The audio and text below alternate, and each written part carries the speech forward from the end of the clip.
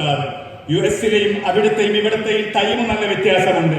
എന്നിട്ടും അർദ്ധരാത്രിയിലും തിരക്കുള്ള പര്യടനത്തിനിടയിലും ഇവിടുത്തെ മരണപ്പെട്ടത് മുതൽ അവസാന സമയം വരെ അദ്ദേഹത്തിന്റെ ഖബർ പോലും എവിടെയാണെന്ന് അന്വേഷിച്ചുകൊണ്ട് അദ്ദേഹത്തിന്റെ മരണാനന്തര ചടങ്ങിന് വേണ്ടി അവിടെ നിന്ന് കൺട്രോൾ ചെയ്യുന്ന ആ ലോകപ്രശസ്തനായ സാത്വികനായ ഈ വലിയ വിപ്ലവത്തിന്റെ നേതൃനിരയിലുള്ള മഹാനായ ബദർ സാദാത്തിന്റെ മനസ്സിൽ അസ്ലം ഉസ്താദിനുള്ള സ്ഥാനം എത്രയാണ്.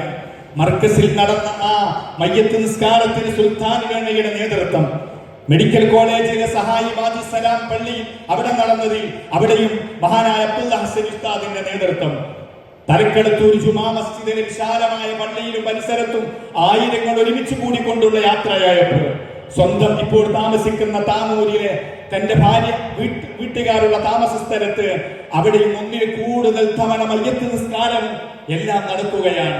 പ്രിയപ്പെട്ട സഹോദരന്മാരെ, ഒരു വിശ്വാസിക്ക് അതാ ഞാൻ പറയുന്നത്, മരണത്തിന്റെ ദുരന്ത വേദനകൾക്കപ്പുറത്ത് മരിക്കുന്ന സമയവും അതിനുശേഷവും ഒരു മനുഷ്യനൊരു വിശ്വാസി ആഗ്രഹിക്കുന്ന താല്പര്യങ്ങളെ മുഴുവനും ആവാഹിക്കാൻ കഴിഞ്ഞു എന്നതാണ് അദ്ദേഹത്തിന്റെ ഏറ്റവും വലിയ പ്രത്യേകത.